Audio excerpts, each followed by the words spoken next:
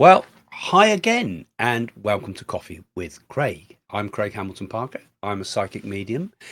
And on this show, we talk about all things that are happening within the news and relate it to spiritually minded ideas. What is the standpoint from the standpoint of a psychic medium like myself? And what ideas can we see about the future? What can we think about the future? Can we make predictions about the future and so on? So today is less of a program about predictions as such, but I want to muse upon some of the ideas about the nature of the future in view of the things that have been happening with this dire wolf breakthrough, in which a genetically modified animal has been brought back to life from the ancient past. What are the implications for the future? What are the implications, both physically with things like food and meat and so forth? But what about the spiritual implications of this too? What are we doing? Are we doing something weird, or are we doing something that might be beneficial to the world ahead? So that's the theme for today. And I'd like to share these ideas with you and get you to join in and enjoy some of these ideas that we're going to share with you today. So welcome to Coffee with Craig.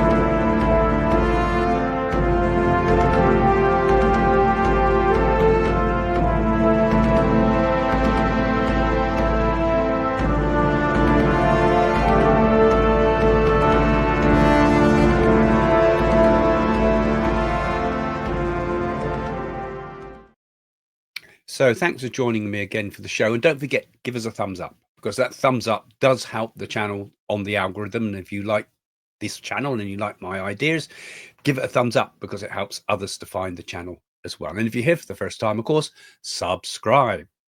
Right, we got that bit out of the way. Now, I want to talk about the dire wolf reborn, as it were.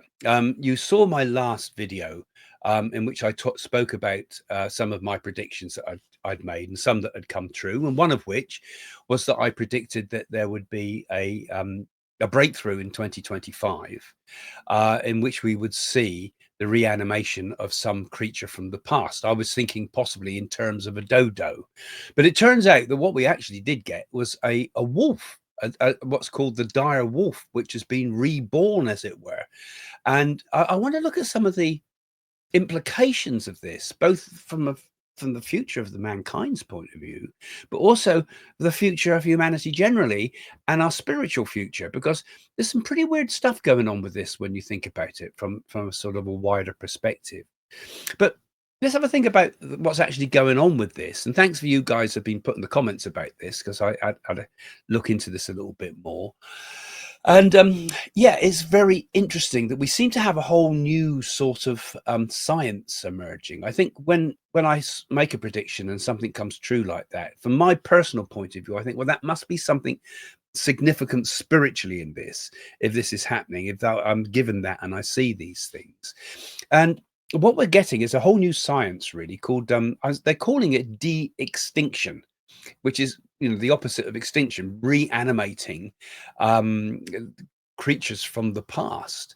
And there's a science behind this, really. It's at the moment, it's not entirely the same way as it was on Jurassic Park, where they took the blood of a dinosaur, as it were. Well, incredibly advanced idea that was as a TV program and science fiction idea.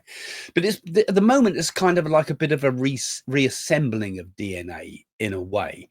They use a cloning sort of technique, a CRISPR type technique or something it's called. This is basically a form of synthetic biology.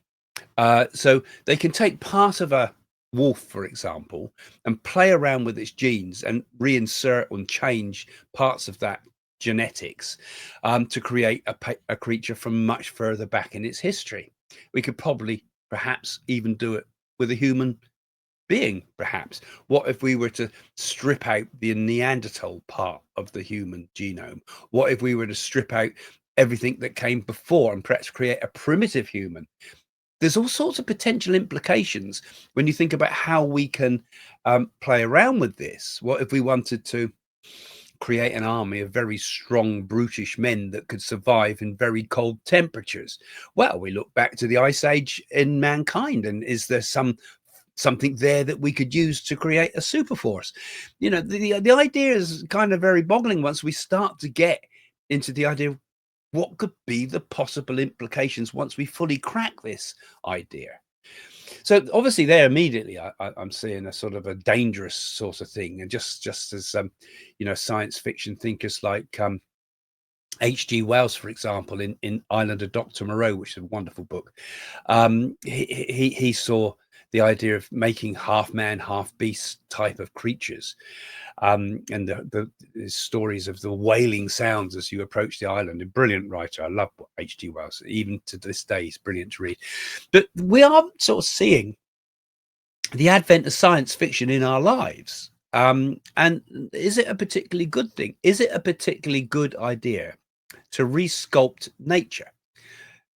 Obviously, we've done it a lot already in the past. I mean, we've bred animals, we've created good strains of food and wheat and so forth. So obviously it's something that's helped us survive. It's something that's natural and necessary on one level, but we're getting right down to the very nuts and bolts of it now, aren't we? I mean, and if you have a look around on the web, there's also this idea of a couple of years ago, it was now, I believe. I found it out on. I didn't know about this before, but there was a woolly mammoth meatball made by a company called, or group or something called Valve Foods.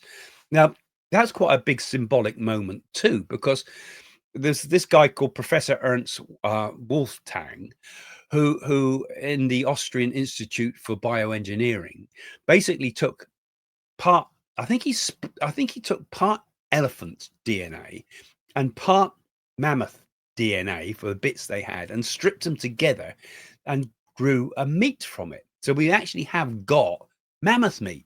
You know, imagine a mammoth burger. That would be rather good, wouldn't it? Would it? Well, actually, when you think about it, a large part of our human history, we were eating mammoths. We made them extinct, they reckon, during the Ice Age, during the Clovis period. That's about 13,000 to 11,000 years ago, and for a long period of human history. And we don't quite know how far back it goes, but it could be we could have been eating mammoth meat for many, many, many millennia. Surely our bodies would have adapted to this somehow already. You know, they talk about having a paleo diet where you just eat meat and fruit and meat and fruit sort of thing. The hunter-gatherer's diet. Some claim that that's a very good diet and the best diet of all. That's the way our bodies are naturally designed to eat. Now, wouldn't it be natural for us to want to eat mammoth meat? Or even saber tiger tooth meat? A saber tiger tooth burger might be rather appealing. I can feel all my vegetarian followers unsubscribing as I speak. But, you know, I mean, maybe it does suit perfectly physically the human biology, because, like it or not, that has been part of our history and part of our evolution. And could it not also be means that we could also maybe make some form of ethical meat like this? Something where we're growing it in the labs, but we're growing it with the perfect food for the human body. I'm not sure many of us would embrace dodo burgers or saber-toothed tiger steaks and so forth, but it's an interesting concept, and it could be very useful if the world got into trouble. If we had climate problems, for example, that made the pasture lands of the world dry up. I mean, it wasn't that long ago in human history that the Sahara Desert was green, completely green. 10,000 years ago, I think, or so. It was completely green, and it would have been a massive place where many thousands and millions of animals would have grazed and had water areas and lakes and things like this over that area. And that all went very fast, and humans went back to the Nile and so forth, and the Egyptian civilizations developed. This is over a long period of time. But it happened once, it can happen again.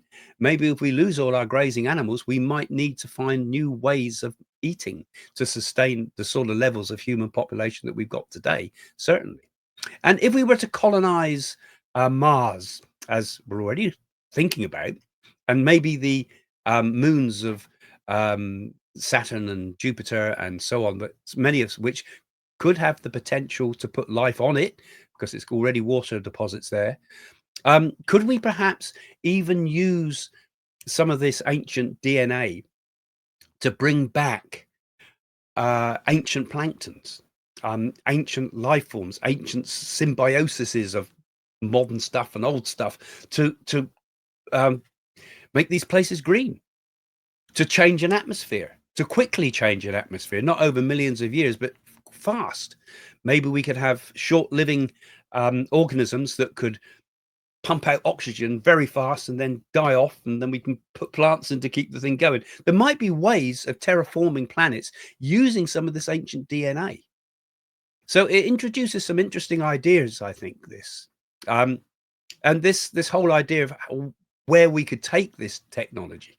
And mankind usually, or humankind, I should say, usually takes it in the wrong direction. We invent something marvelous like nuclear power, and yet we also use it to destroy ourselves. So we're going to be in quite a difficult situation with some of this. But I was also thinking about the spiritual implications of this as well, because, okay, we bring back a creature from ancient times. Now, from my point of view, I believe the soul continues after death, right? And I'm sure many of you that follow this channel would probably agree with me. Obviously, my life has been as a medium. And one of the things we say about animals is that animals also continue after death, particularly those animals that have had close contact to human consciousness. Not that we're particularly special, but that we're kind of a higher awareness of human consciousness, and it rubs off to give the animal self-awareness. And part of the spiritualist type of teachings, or some of the teachings, suggests that many animals after death, they go back into a sort of a collective consciousness for that group.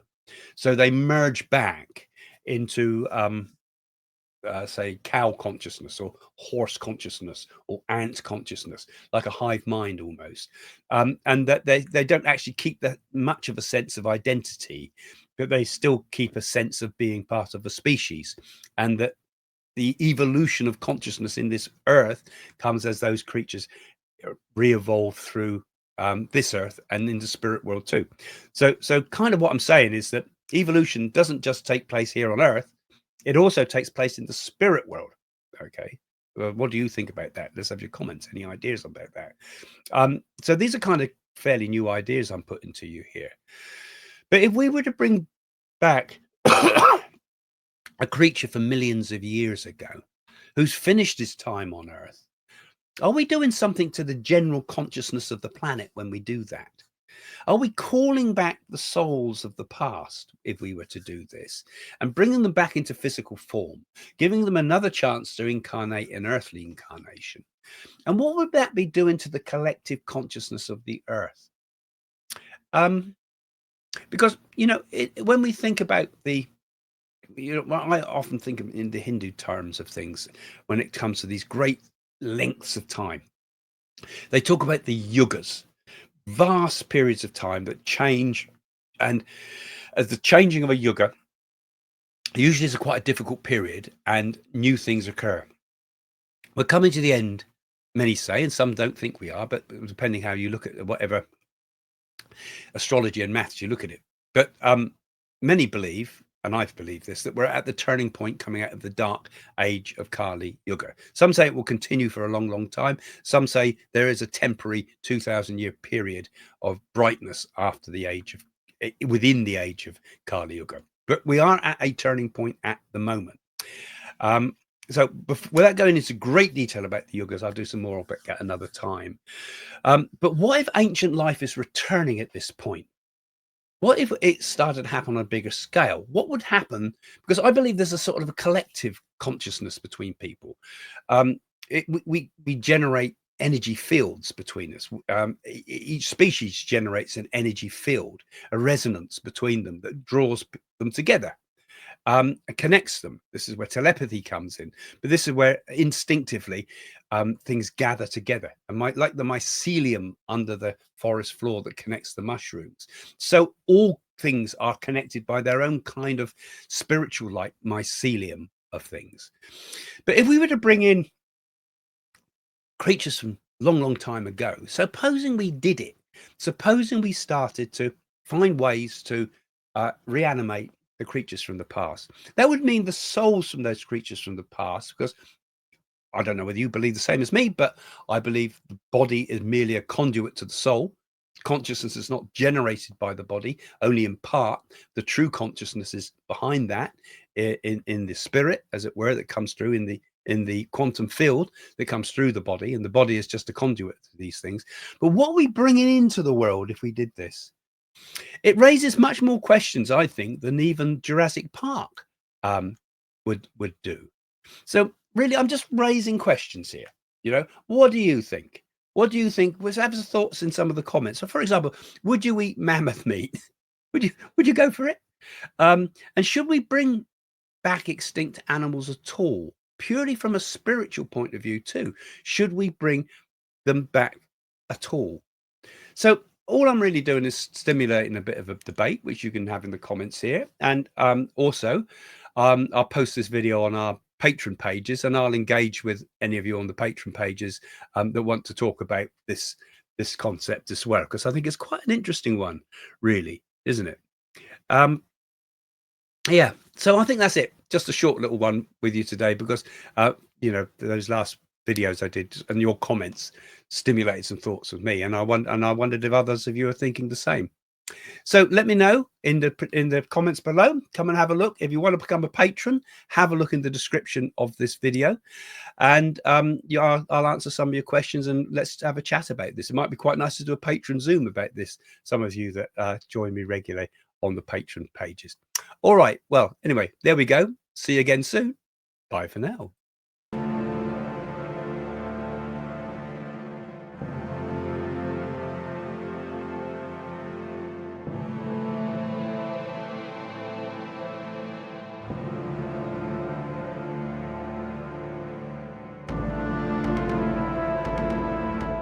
If you look back at my earlier predictions, and in particular the predictions I made on the newspaper, the Sun's website, I did actually say on there, the actual words were, there will be a flu epidemic linked to bioterrorism.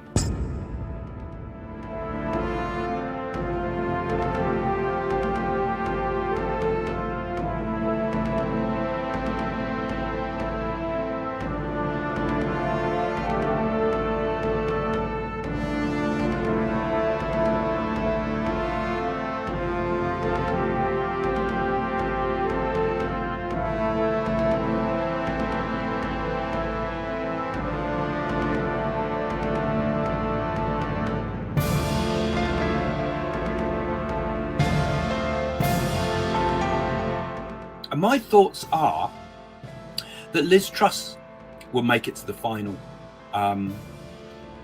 be the next PM. I think she will actually have a final battle between her and Rishi Sunak. We've not seen the full end of Boris Johnson either, I tell you. But Rishi Sunak actually will eventually, I feel, be the next leader of the Conservatives. So I think there's going to be a few conflicts that Britain's going to be drawn into, including I think Russia is going to take some moves against Ukraine. I think she will make it past her platinum jubilee, which comes up this year. But I think after that, we'll see a sudden and quick deterioration in the Queen's health. And I think we might lose the Queen towards the end of 2022. There's going to be a huge backlash from over the Netflix programs and screening, because I feel it comes out at a bad time. Charles will come to to become King Charles. But his reign, I feel, will be short. I said that Prince Charles would be hit by an egg. And of course, there it is, all in the press today. Marvelous person she is. She does something extraordinary that could even put her life a little bit at risk with the way she did this. Okay. Is there something also there that's not being spoken about fully? Did they also discover something with Kate that wasn't quite right? A huge swarm of people knocking the doors of Europe and America. And I feel that Ukraine conflict is going to be a kind of a grinding conflict that goes on and on. I also feel that there's something going to happen in the Middle East as well. I feel as if there's going to be a sudden an unexpected thing happen in the Middle East. So I feel they're going to take it into their own hands, and I feel we're going to get a strike from Israel. This is going to be one of the significant things in 2023. I've said it before and I say it again.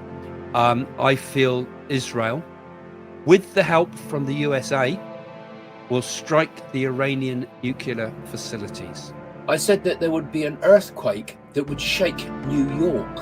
At this time, I've been sensing that for a while that there's going to be a big earthquake of some sort. And this could well come up during April period. I'm seeing a bridge collapsing, actually the whole infrastructure of it going. I predict something very dark happens to President Joe Biden. He's been pulled from power, sacked, as it were, and quite close to the election time. But I kind of sense it's more to do with illness, perhaps, senility, and people stopping him because of that. So it could even be that a new candidate will run for the presidential nominee. I predict that Trump will win the November 2024 election. And I feel very strongly that the black vote is going to move towards Trump. See him as a sort of a bit of a cool guy. I can't see Trump being put in jail despite what they're throwing at him. I can't see a jail sentence with him. But I get the feeling one of the candidates has an attempt on the candidate's life. Could there have been a plan to assassinate either him or Trump, perhaps? There's going to be an assassination attempt on Trump, I think. That will fail, but he might maybe get wounded or something like that. A hit or attack on our airplanes, on passenger flights or even freight flights. Because I also had at a similar time, I was also seeing this image of helicopters on fire as well. I seem to see like the west of America on fire and the east of America underwater, huge winds. And I actually saw, just like we had a major problem here in the UK where a tower block went up on fire, I see a tower block deserted